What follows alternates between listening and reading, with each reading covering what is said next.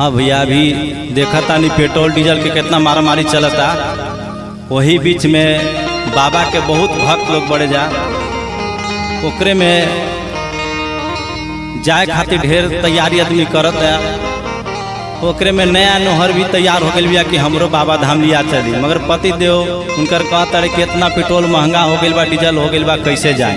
वो कैसे बाबा से गुहार लगावतिया और कैसे कहतिया,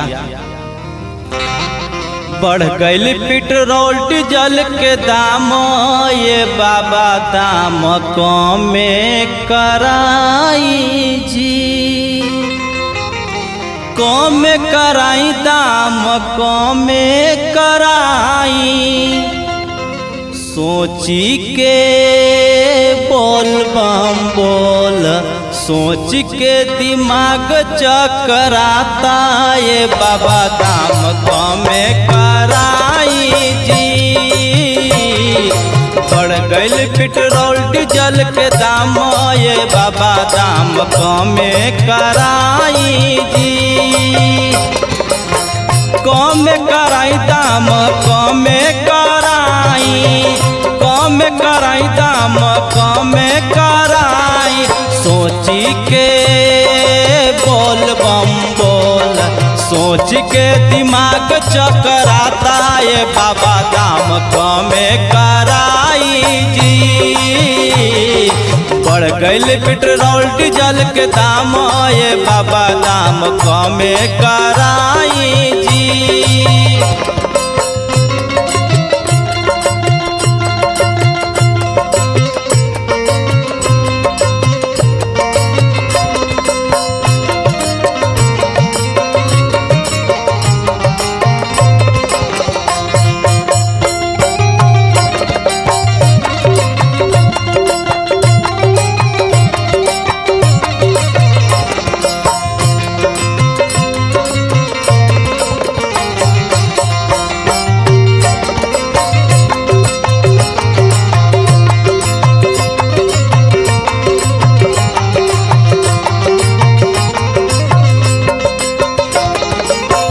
पहले तो ये बाबा रहे दाम कम,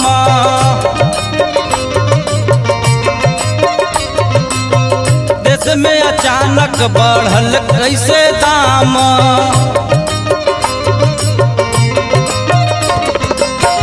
पहले तो ये बाबा रहे दाम कम, देश में अचानक बढ़ल कैसे दाम। सोची के बोल बम बोल, सोच के दिमाग पगलाता, ये बाबा देव घर कैसे जाई जी। सोच के दिमाग चकराता, ये बाबा देव घर कैसे जाई जी। बढ़ गई पेट्रोल डीजल के दाम, ये बाबा दाम कमे कराई जी।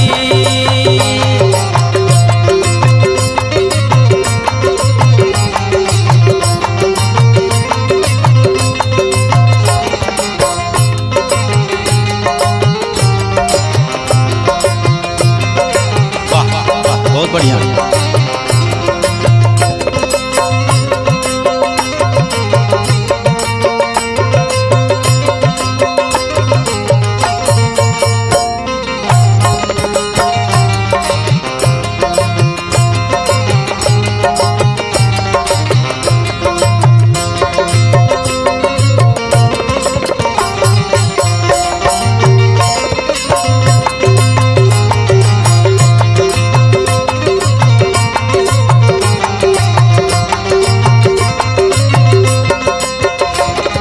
अंत में कैसे कहतिया, रउआ तो कर ली बसहा के सवारी,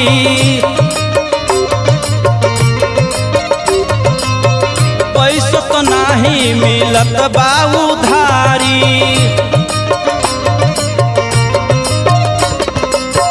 रउआ तो कर ले बसहा के सवारी, पैसा तो नहीं मिलत बा उधारी। रउए त बोल बम बोल बम, रउए करी राम बाबू के उपैया, ये बाबा देव घर कैसे जाई जी।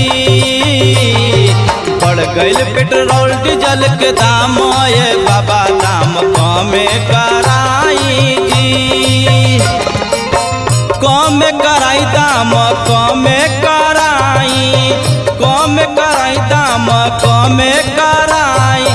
सोची के बोल बम बोल, सोच के दिमाग चकराता है बाबा दाम कमे कराई जी। बढ़ गइल पेट्रोल डीजल के दाम ये बाबा दाम कमे कराई जी। बढ़ गइल पेट्रोल डीजल के दाम ये बाबा दाम कमे कराई जी।